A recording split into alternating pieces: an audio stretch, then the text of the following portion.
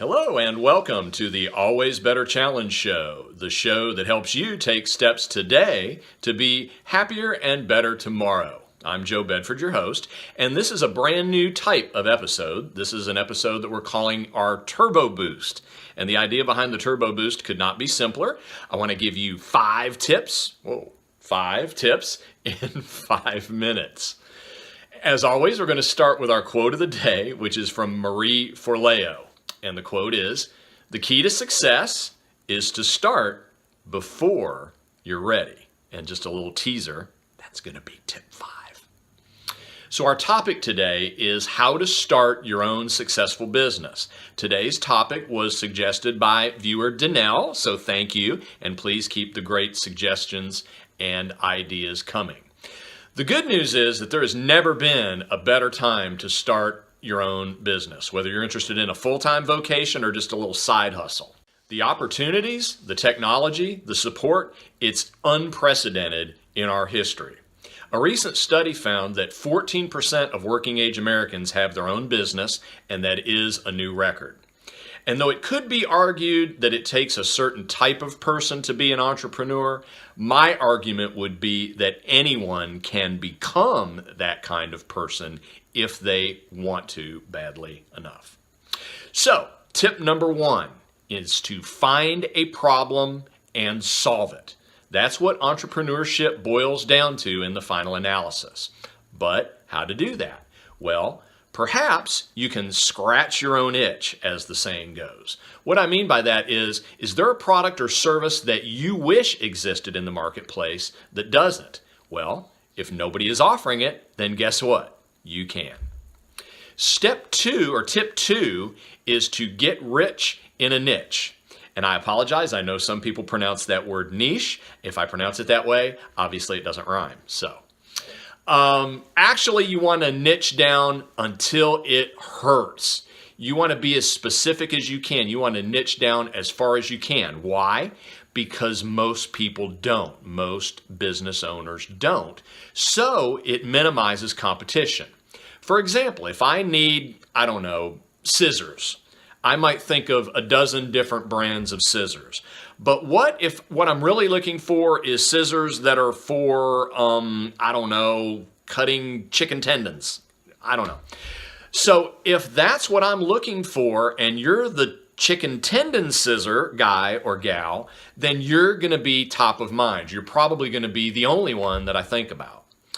And remember that this is as much about positioning yourself in the market as anything else. In other words, maybe the scissors aren't all that different, or maybe they're even the same.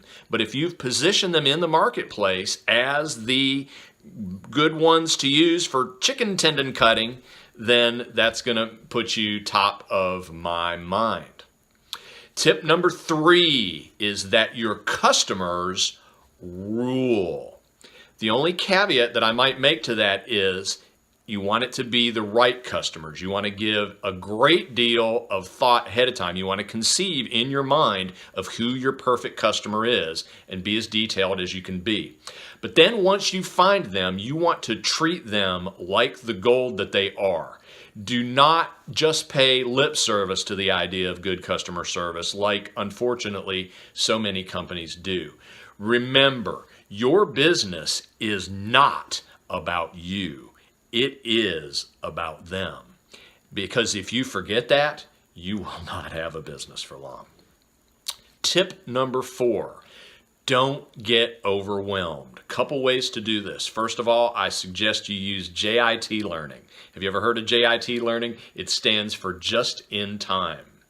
Take it one step at a time.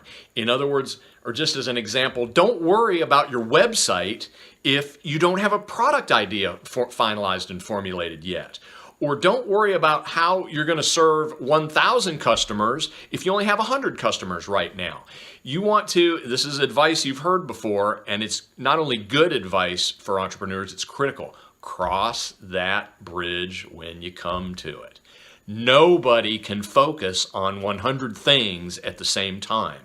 And trust me, there are going to be at least 100 things that you're going to have to focus on eventually. So take it one step at a time. Don't get overwhelmed. Another point I want to make is that if you're a solopreneur, in other words, you're a one-person shop, that does not mean that you have to stay a one-person shop. And you probably don't want to. That's going to put a huge limitation on what you can achieve. You're going to be your own bottleneck. You can bring on team members once the dollars start flowing in. Obviously, that has to come first. And in today's world, those team members don't even have to be in your town or even your country. Virtual assistants are a huge part of the entrepreneurial landscape these days.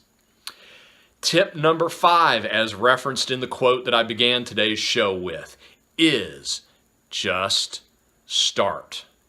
Put something out there. Take action. Take massive action. Swing for the fences. There are lots of folks who want to start their own businesses but don't. Why? Honestly, they're afraid, and so they make excuses. But you know what cures excuses? Action. So that's it for today. I hope you've enjoyed our very first Turbo Boost episode. Please subscribe to the show if you haven't already. Please consider signing up for our free email updates at alwaysbetterchallenge.com. Until next time, this is Joe Bedford reminding you to go out there and make it happen.